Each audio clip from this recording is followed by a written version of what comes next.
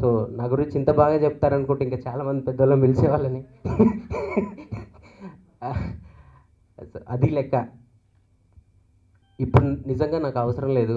నేను మ్యూజిక్ డైరెక్టర్గా ఎప్పుడెప్పుడు పేరు వస్తుంది, నాకు కష్టపడి ఒక గ్రౌండ్ వర్క్ స్టార్ట్ చేసుకున్నాను, వస్తుంది.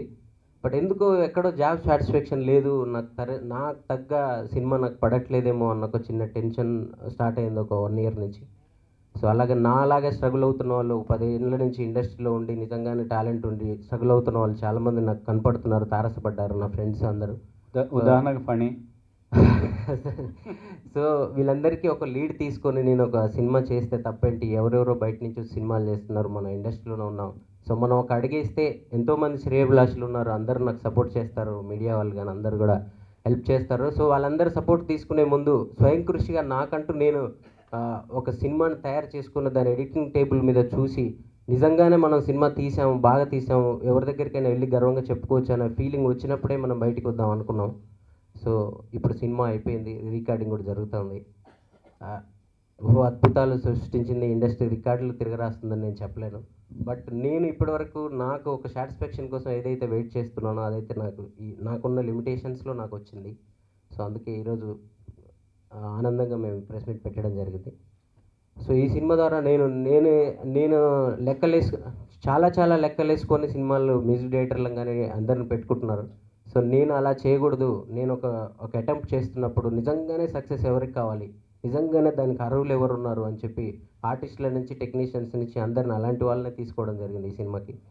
సో తప్పకుండా మీలాంటి మీడియా వాళ్ళు పెద్దవాళ్ళు అందరూ సహకరిస్తే ఇలాంటి సినిమాలు నిజంగానే సక్సెస్ అయితే ఇంకా చాలామంది నాలాగా స్ట్రగుల్ అవుతూ వాళ్ళని వీళ్ళని నిందిస్తూ ప్రాంతాలని కులాలని అదని ఇదని ఫీలింగ్స్తో ఇండస్ట్రీలో పైకి రానివ్వట్లేరని ఏదో ఫీల్ అవ్వకుండా నిజంగానే వాళ్ళు కూడా మనం కూడా ఇలాగ ఒక అటెంప్ట్ చేస్తే మనకు సక్సెస్ వస్తుందని చెప్పి ఇంకా చాలామంది బయలుదేరతారని కోరుకున్నాను. సో మీడియా మిత్రులకి అందరికీ నా కృతజ్ఞతలు. ఈ సినిమా ఫస్ట్ కథ వినమని పిలిచారు చిన్ని అన్న. కథ వినగానే ఎంత కాన్ఫిడెంట్ అంటే క్యారెక్టర్ స్క్రిప్ట్ చూశానండి, స్క్రిప్ట్లో నా పేరు పెట్టి రాసేసారు, మనోజే చెయ్యాలి అనేది మొత్తం క్లియర్ కట్గా స్క్రిప్ట్లో కూడా అలాగే రాసి పెట్టేశారు.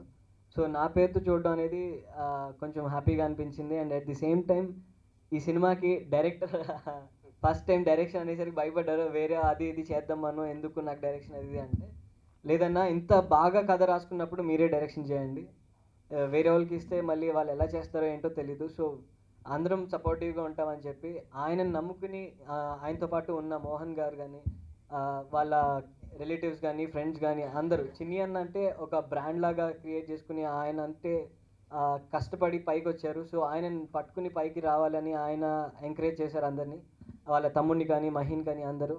అండ్ ఆయనకి అంతే సపోర్ట్ ఇచ్చి ఈ రోజున ఈ ప్రాజెక్ట్ కంప్లీట్ చేయడం జరిగింది. First of all thank you very much sir for taking me.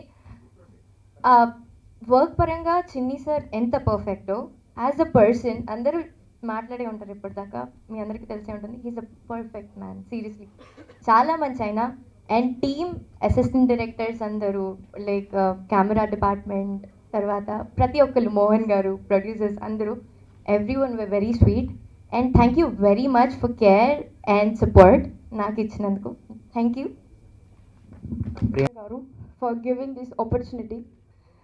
Seriously చిన్ని చరణ్ గారు ఈ ప్రాజెక్ట్లో చేసినందుకు చాలా సంతోషంగా ఉంది, ఒక music director, direction and producer కూడా. So thank you so much sir. So అది లెక్క టీమ్ 2030లో మంచి హిట్ వస్తుందని టీం అందరినీ బ్లెస్ చేయండి. So thank you so much. టీంని ఆశీర్వదించడానికి వచ్చిన పెద్దలు ఉత్తమ పద్మ గారికి, అట్లాగే మాడ వెంకటేశ్వరరావు గారికి, మిగతా మీడియా మిత్రులందరికీ కూడా, అట్లాగే చిన్ని చరణ్ ఫ్రెండ్స్కి, బంధువులకి అందరికీ కూడా హృదయపూర్వక నమస్కారాలు. చిన్ని కరెక్ట్గా 10 years ముందు 2003లో ఆయుధం సినిమాతో ఇదేమిటమ్మా మాయమాయ అనే పాటతో సినిమా ఇండస్ట్రీకి ఇంట్రడ్యూస్ కాబడ్డాడు. ఆ తర్వాత మ్యూజిక్ డైరెక్షన్లో దానిపైన ఎక్కువ ఆసక్తి పెంచుకొని చాలామంది మ్యూజిక్ డైరెక్టర్స్తో, ఈవెన్ శంకరాజు లాంటి వాళ్ళతో కూడా కలిసి పనిచేసి అక్కడ మెలకువలు నేర్చుకొని మ్యూజిక్ డైరెక్టర్ అయ్యాడు. ఇప్పుడు నాకు 2-3 సర్ప్రైజులు ఉన్నాయి ఇక్కడికి రాగానే. చిన్ని డైరెక్టర్ అనే విషయాలు అది లేదు, సినిమా తీసుకో అనుకుంటున్నా. మావాడు కూడా దీంట్లో ఉన్నాడని, మా తమ్ముడు ఉన్నాడని తెలియదు, ఇక్కడికి వచ్చిన తర్వాత తెలుసు. సో ఆనందంగా ఉంది, ఎందుకంటే ఒక పాటతో మొదలైన తన జీవితం ఈరోజు ఒక అత్యున్నతమైన స్థానమైన సినిమాకి సంబంధించి ఒక దర్శకుడిగా, నిర్మాతగా ఈరోజు మన ముందుకు రావటం నిజంగా ఆనందంగా ఉంది. అయితే అది లెక్క మనం చూసాం, టీజర్ చూసాం, చాలా బాగుంది, చాలా సెన్సిబుల్గా ఉంది, సున్నితంగా ఉంది మ్యూజిక్ కూడా. అట్లాగే పంచి పైన పూల వర్షం, అది కాసుల వర్షమో పూల వర్షమో కానీ ఆ వర్షం బాగుంది. అట్లాగే పద్మ గారి గురించి ప్రత్యేకంగా చెప్పాల్సిన అవసరం ఉంది, ఎందుకంటే ఒక 3 నెలల ముందు మట్టపల్లిలో నా కళ్యాణానికి వచ్చాము. అలంకరించిన పెద్దలందరికీ, మరి ఇక్కడ వచ్చిన వాళ్ళందరికీ నా నమస్కారం అండి. నాకు ఈ అసోసియేషన్ ఎట్లా అంటే, నర్సన్న మా జిల్లాకు చెందిన టైగర్ కళాకారుడు, చాలా బాగా పాడతాడు. సో అది మాకు అసోసియేషన్. దీంతో తను చిన్నిని తీసుకొని ఫస్ట్ టైం కలిసినప్పుడు ఒక కళను ఆదరించేదే మా అసోసియేషన్ అండి. చిన్నప్పుడు ఏదో నేను కూడా కొంత మ్యూజిక్ ఎమ్మెల్వి వసంత్ కుమార్ గారి దగ్గర నేర్చుకున్నాను. అందుకే వారు చిన్ని గారు పాట పాడినప్పుడు, వారు నర్సన్న పాడినప్పుడు అది ఎంత శృతిలో ఉంటుంది, లయలో ఉంటుందని మనకు తెలుసు. కాబట్టి వాళ్ళు ఎంత టాలెంటెడ్ అని నేను మాటల్లో చెప్పలేనండి. వాళ్ళందరూ కలిసి, ఇట్లాంటి టాలెంటెడ్ యూత్ అందరు కలిసి ఈ సినిమా తీస్తున్నారంటేనే నాకు ఎంతో మంచిగా అనిపించింది. ఉత్తమ్ గారు లేదా నేను కూడా ఒక ట్రూ అండ్ యంగ్ టాలెంట్ని ఆల్వేస్ వి ఆనర్, రెస్పెక్ట్ చేస్తాం అట్లాంటి వాళ్ళని, అట్లాంటి టాలెంట్ని. చిన్ని గారు ఏమన్నా అంటే, అందరు యంగ్స్టర్స్ ఇది ఫస్ట్ టైం తీస్తున్నట్టున్నారు కలిసి వాళ్ళ సొంతంగా. సో ఇంత పెద్ద పని చేశారు. అండ్ మనం ఇప్పుడే చూసాం టీజర్లో, it was a very good impact. Chinni Charan, మా అన్నయ్య శంకర్ గారు ఇంటర్వ్యూ చేశారు, నిజంగా గ్రేట్, థ్యాంక్ యూ అన్నయ్య. ఆయన రచ్చ సినిమాలో డిల్లక డిల్లక సాంగ్ చాలా అద్భుతమైన సాంగ్, అది ఆయనే కంపోజ్ చేశారు, చాలామంది తెలియని విషయం అది. సో అది ఎంత పాపులర్ అయిందో అందరూ తెలుసు. ఆ పాట విన్న తర్వాత నేను సంతోషం 10th anniversary south India awards చేసినప్పుడు నాకు సాంగ్ మీరు చేసి పెట్టాలన్నప్పుడు చేస్తానన్నారు. 4 భాషల్లో, తెలుగు, తమిళ, కన్నడ, మలయాళం, 4 లాంగ్వేజ్లో ఒక అద్భుతమైన సాంగ్ చేశారు ఆయన.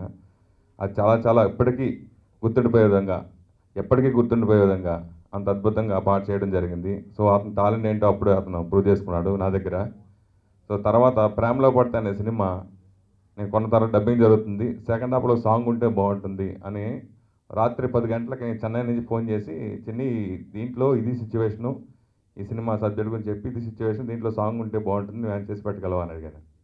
కరెక్ట్గా 10 గంటలకు ఫోన్ చేసి అడిగితే ఆయన 12ంటికి ఇది పల్లవి అని చెప్పి ఫస్ట్ వినిపించాడు. 12 గంటలకి బాగుంది అనుకున్నా. తర్వాత చరణం వినిపించి మొత్తం పాట పాడు, అలా అలా నైట్ తెల్లవారు నిద్రపోకుండా 4 గంటల వరకు ఆ సాంగ్ చేసేయడం, తెల్లవారిలోకి చేసాడంత పాట. చూడటానికి చిన్న కుర్రోడ్లాగా ఉంటాడు, చేసేయన్ని పెద్ద పనులు. నేను ఓ సినిమా తీస్తా, మ్యూజిక్ డైరెక్టర్ ఎవరిని పెట్టుకుంటే బాగుంటుంది, పెద్ద మ్యూజిక్ డైరెక్టర్ల దగ్గరికి వెళ్దాం అని ఆలోచిస్తుండగా ఓ మిత్రుడి ద్వారా చిన్ని చరణ్ పేరు రెఫరెన్స్ వచ్చింది నాకు. వచ్చిన తర్వాత ఒక 2-3 మిత్రులను అడిగితే, రచ్చలో ఒక పాట చేశాడు ఆయన, చాలా బాగా చేశాడు, మంచి మ్యూజిక్ డైరెక్టర్ అన్నారు. వెళ్ళి కలవటం జరిగింది. వెంటనే నాకు ఓకే చెప్పటం, మ్యూజిక్ స్టార్ట్ చేసి ఒక వారం రోజుల్లో ఒక 5 పాటలు, అద్భుతమైన పాటలు, అంటే చెప్పాలంటే గర్వంగా కూడా చెప్పుకుంటున్నాను. ఇప్పుడు మా సినిమాకి హైలైట్గా 5 పాటలు, మ్యాన్ ఆఫ్ ది మ్యాచ్ అనే సినిమాకి సూపర్ డూపర్ సాంగ్స్ ఇచ్చాడు ఆయన. అయితే ఆ పాటలు ఇచ్చే ముందు రైటర్స్ని, ఒక 5-6 ఫామ్లో ఉన్న రైటర్స్ని, మీరు ఎవరైనా మంచి రైటర్స్ తోటి రాయించండి అన్నారు. కాదు చిన్ని, నువ్వు బాగా రాస్తావని చెప్పారు, నాకు నువ్వే రాయాలి, ఎట్టి పరిస్థితుల్లో నువ్వు రాయాలంటే కాదు కొంచెం మీరు ఎవరితోటైనా రాయించండి, నేను మ్యూజిక్ చేస్తాను, నాకు కుదరదు, నువ్వే రాయాలి, నువ్వే మ్యూజిక్ కంపోజ్ చేయాలి అని ఇక బలవంతంగా నేను దగ్గర కూర్చుని చెప్పి ఒప్పించి తనతోటే రాయించాను. రేపు ఆ పాటలు మార్కెట్లోకి వచ్చిన తర్వాత ఎంత సక్సెస్ అవుతాయో, చిన్ని చరణ్ ఎంత పెద్ద మ్యూజిక్ డైరెక్టర్గా మన అందరి ముందు ఎదుగుతాడో మన మిత్రులందరూ చూసి ఆశీర్వదిస్తారని నేను మనస్ఫూర్తిగా కోరుకుంటున్నాను. ఇక నమస్తే అండి. సో ఈ సినిమా లాంచ్ చేసే వరకు నేను మ్యూజిక్ డైరెక్టర్ని కదా, డైరెక్టర్ అని పేరు పెడితే నాకు ఏమవుతుందో అని భయంగా ఉండే.